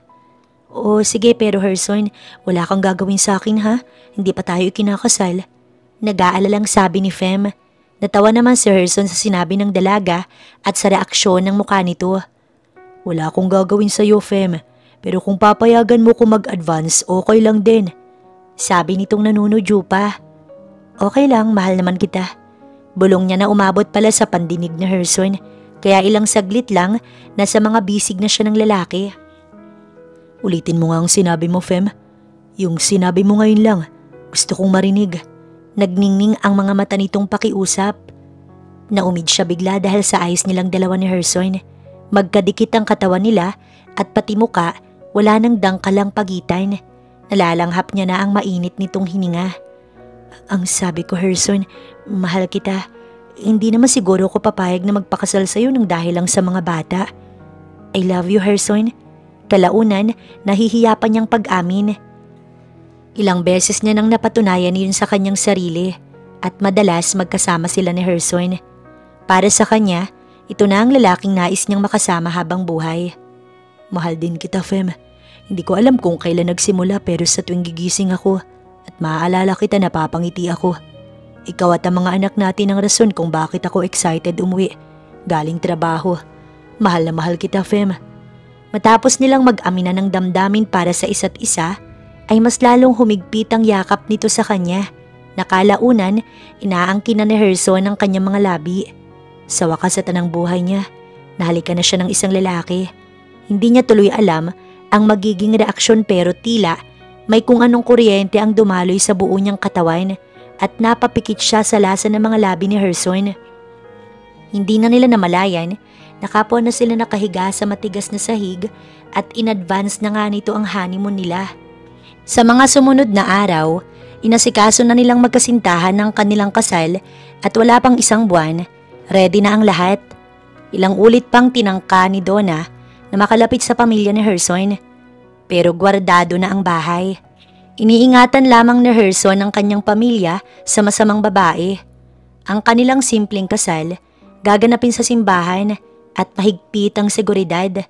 Tanging piling kaibigan lang ang imbitado at ang kanilang pamilya. Labis na nagngit-ngit si Donna nang malaman ng tungkol sa kasal ni na Herson at Fem. Agad kinontak ang kalaguyo at inutusang magtanim ng bomba sa gilid ng simbahan, maging sa mansyon ng mga Dumiles. Kaya naman 2 araw bago ganapin ang kasal, kumilos na sina Donna at Rogelio para sa kanilang plano. Pero dahil palaging nakabantay si Ambet sa babae, nakuhanan kaagad ito ng larawan na nagtatanim ng bomba sa gilid ng simbahan at sa mansyon ng mga Dumiles. Tinawagan agad si Logan at Herson at huli sa akto ang 2 kriminal na agad dinampot ng mga pulis. Dahil dito, nagsampa ng kaso ang pamilyang Dumiles kay Donna at kasama nito ang attempted murder, kaya ang babae nahatulan ng habang buhay na pagkabilanggo. Dagdag pa sa nalikom na ebidensya ni Logan na nagpapatunay na si Donna ang may kagagawan kung paano nawala si Minerva at nakoma si Herson sa mahabang panahon. Labis na pagkamuhi ang naramdaman ni Herson sa babae. Nang magkaharap sila, masasakit na salita ang binitiwan nito sa babae at ipinangakong mabubulok ito sa bilangguan. Kahit ang mga magulang ni Herson, hindi makapaniwala sa nangyaring si Donna mismo ang may kagagawan sa trahedyang nangyari sa mag-asawa. Kaya pati ito, namuhi na rin sa babae. Mabubulok ka dito sa kulungan. Pagbabayaran mong ginawa mo sa anak ko, Donna. Galit na sabi ni Mrs. Domiles. Tita, maniwala ka, hindi ko sinasadya. Mahal na mahal ko si Herson, tita. Umiiyak na sigaw ni Donna, ngunit hindi na ito pinakinggan ng ginang. At dahil sa patong-patong na kanyang haharaping kaso, hindi naman yun natanggap ng babae. Isang araw, natagpuan itong walang buhay sa loob ng kulungan. Mas pinili ni Donna na magpatiwakal kaysa pagbayaran ng kanyang mga kasalanan. Sobrang nasasaktan ng babae na hindi kayang patawarin ni Herson at ng sarili nitong pamilya dahil sa kanyang nagawang mga kasalanan. Habang sina Herson at Fem naman, naging panatag ang kanilang pagsasama bilang mag-asawa matapos ang kanilang kasal. Namuhay silang maligaya kasama ang kanilang mga anak. Para kay Fem, sadyang mapagbiro ang tadhana. Isang araw nakapulot siya ng 3 paslit na hindi akalaing magbibigay ng swerte sa kanya. Dahil sa triplets, naging maayos ang buhay nila at natagpuan niya rin ang kanyang true love na si Herson pala. Lahat ng hirap at sakripisyo niya noon, napalitan ngayon ng kaginhawaan, maging ng kanyang mga magulang. At salamat pa rin kay Donna dahil ito ang naging daan upang makilala niya si Herson at ang cute na triplets. Kamusta ang maghapon dito sa bahay, love? Naglalambing si Herson pagdating galing sa trabaho na agad siyang niyakap. Okay ako. Galing nga pala dito si Logan kanina. What? React nito na pinutol ang kanyang sasabihin. Wala siyang ginawa, dapat nga hihintayin ka niya. Kaso may babaeng tumawag sa kanya. Dinalaw niya lang ang triplets, nagdala ng kung ano-anong pasalubong. Hindi mo pa daw inaaprubahan yung bakasyon niya. Nakatawa niyang sabi. Okay, pwede na siyang magbakasyon sa Europe. Sagot ko na lahat. Pagkasabi nito, naglalambing siyang hinila palapit sa kama.